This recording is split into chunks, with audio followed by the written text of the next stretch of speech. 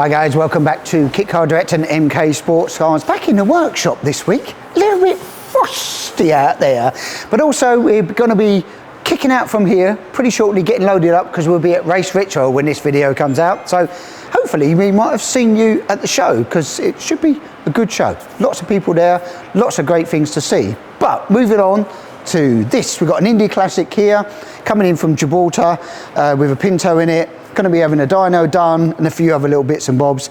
It's a little bit dirty because it's been transported over, but we will throw a bucket of water over it, so to speak. But yeah, little 2 litre Pinto, 45s on Genvi throttle bodies. Got to be dynoed. Going to reach out to Richard RLM, that's booked in for next week. And there's a few other little jobs. We've got a sticking starter and a few other little jobs that we've got to do. Temperature gauges to do, a full geo. We've been geoed this car quite a bit out actually. The rear end really does make these cars feel nervous if you're towing it out. Now they are fixed and you have to what's called shim the hub. So if you've got a hub mounting to the upright, the only way for adjustment on those is shimming behind the bolt on the hole hub there to get it to tow in. If you tow it out, this back end will feel really nervous, and the customer's been reporting that. Thought it was the tyres, but basically it was geometry, and we had quite a bit of positive camber. You want a nice, decent amount, 1 degree negative camber, but we had positive camber on quite a few wheels. Really makes it feel quite nervous otherwise. So get it set up, get it dialed in, and then we'll head on off, and we'll probably get a video of this on the rollers. It's mainly not for much power, but more for about drivability for this particular vehicle to make sure it stops, starts and goes really nice. So yeah, looking forward to that. It's been really nicely detailed in some of the areas actually. Got some nice carbon headlights, very smart carbon wings, and there's something carbon silencer, but something a little bit different on the rear, which will show you, which the customers, they've Frenched in all the rear lights actually. So even on the mudguard, the LED light's been Frenched in, the reverse, the high level brake light, even the number plate has all been Frenched in. It's been painted, the car, and then the fog and that and there. So done a really nice job of sort of smoothing that whole rear end up there. So, you know, I suppose it's something you can do. People say, why don't you do it? Well, it does limit the fact that you can only have that particular light on there. I suppose that's one factor to think about if you do that, and you can only have that size of number plate if you wanted to sort of have some show plates, so to speak. But yeah, it looks really clean, the back end. I think he's done a nice job, even the interior, nicely detailed, got the freewheel on it, got our instruments, carbon, a few bits in here. I say it's a little bit dirty where it's been transported, but it has come a long way.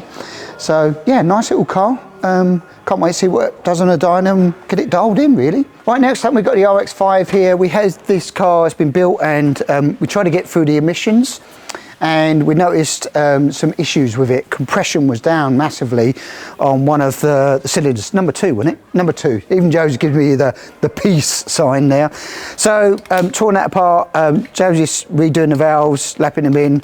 A few other bits that we've got to do on this to make it good. It looks like the bores were okay, weren't they? I think the bores, yeah, bores are all right, but head shot.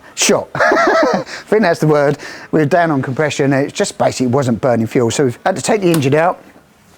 Heads there, blocks over there, ready to be assembled. And while we're there, we're going to put a sump on it. So over here we've got the engine here. The rest of the block is under here, under cover. It's got the standard sump on there at the moment, but we're going to put a shortened sump with a turbo drain in there, and then it'll be new gaskets, seals and everything else going into it. So hopefully we can get a nice clean burn, because we were losing out. It was all right on Lamber, it pulled it in, and the hydrocarbons weren't, but the CO miles out, absolutely miles out on both, and that's basically because of compression. So that leads me to, come this way Lewis, come this way. Over here. So we started the strip on the Mazda donor and started to work on this. Strip the Mazda donor. You keep up, young man. And what we did before, it's probably a wise thing for you to do when you're buying a donor vehicle, is do a compression test. So we've got our numbers here, 180, 182, 180, 185. We know the engine's good in terms of compression, which hopefully means piston rings are good and valves are sealing nicely. 185 is around where you're sort of looking for. If it's above that, fantastic. But that's kind of around that sort of number, so we know it's a good engine before we tear it down.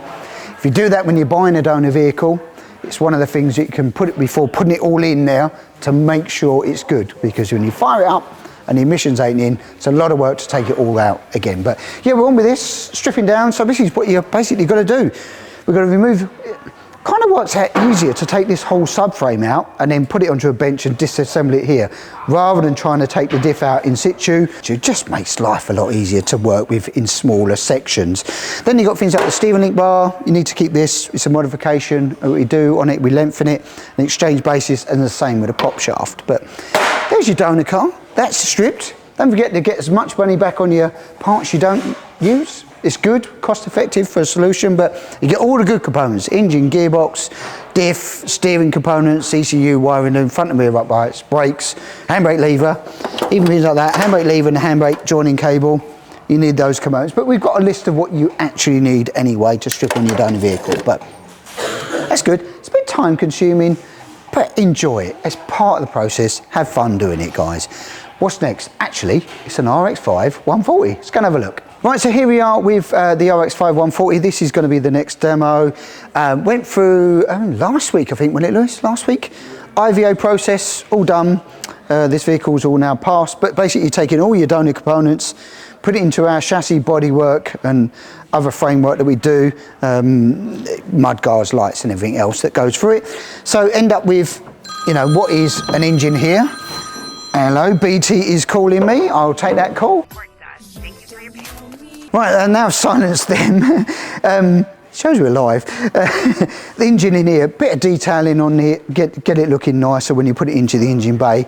It's a little bit of love and a little bit of fettling, that's all. But this is what you basically build into an RX-5 140. We've put a new manifold on. Don't necessarily need to do that. You can put the original one on, paint them black, or do a heat wrap on them, or etc. They look really smart. Throw it into the interior. We've got a little bench seat padded in here, so if you're really, really tall, you can do a little bench seat now for you. Padded tunnel top, standard bezel and instrument gauges all in there. So, but we've gone with a little cage in this. So this particular one, we've just got to go into the dyno. We're just going to see what it's doing. It's running the Motorsport Electronics 360 ECU.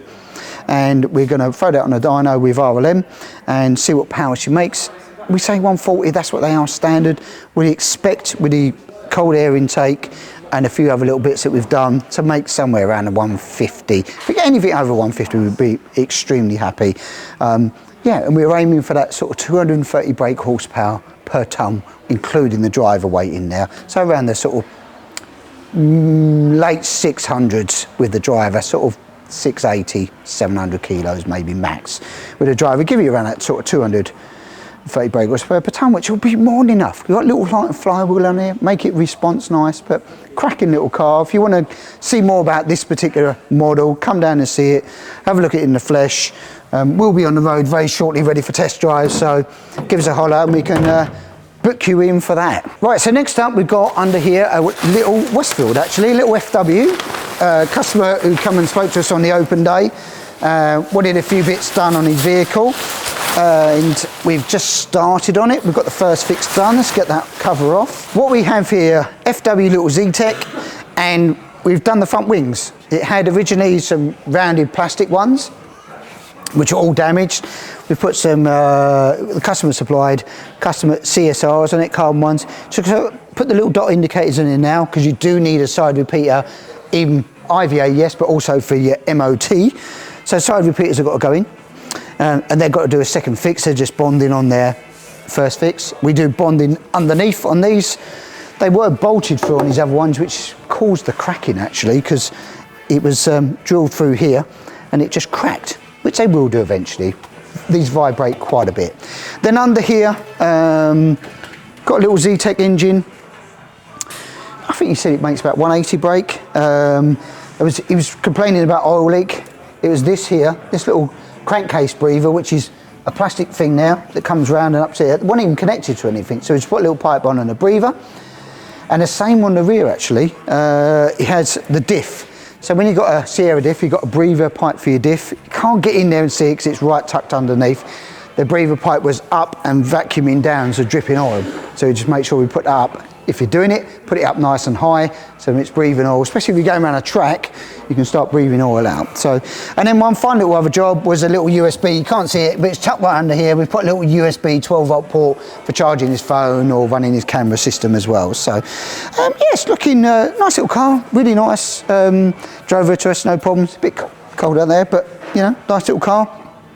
Very, you know, it's another 7 silhouette type of vehicle really, and Westfield been going quite a long time. I've had quite a few of these through the workshop over the years and don't mind fettling on them or any of the other brands really, to be honest with you. We're all just 7 lovers. Right, next up, I'm just going to talk to you about a couple of events. Next open day actually, March 22nd, 10 o'clock till 4 o'clock. We've extended it a little bit actually because last time it was still people turning up at lunchtime, so we've extended it 10 till 4, March 22nd. Look forward to seeing you here, and hopefully the sun will be shining. You'll be able to get the cars out and give them a little run out, get some temperature through them, the first run of the year perhaps. Next up, and also then after that, we're not far away in April 26th, I think it is, Croft, the first of the Cup 200 championships with the 750 Motor Club. This car will be out there as well, so if you want to get into racing though, Cup car racing, 200, extremely fast cars, great fun, great value for money, horsepower racing. You know, you're talking 200 horsepower plus on these, and just a smidge over 500 kilos. So, you know, when you're in that 400 brake horsepower per tonne, they're a quick little car. So that's going to be this season. This car is available to rent though. If you're looking, you're thinking, I want a bit of motorsport, I want some racing, this one's available to hire. It's rented out a couple of the race meetings, but we've still got some meetings available. Hook us up with phone call, email here at MK Sportscars, or touch base with Rich at RLM. This is his personal car. This is up for hire for the season. So yeah, great package, great bit of kit. Can't wait to see these cars treading the tarmac, as they say. Yeah, and then after that we've got we've just done Race Retro, so hopefully we've seen some of you guys there. Plenty of events coming on, and we'll keep an eye on our calendar for more coming up. That's it for this week, guys. Remember to like, share, subscribe. If you want to know more about the range, jump on the website or come and see us at the factory. Look forward to seeing you next week, guys, and I'll catch you then.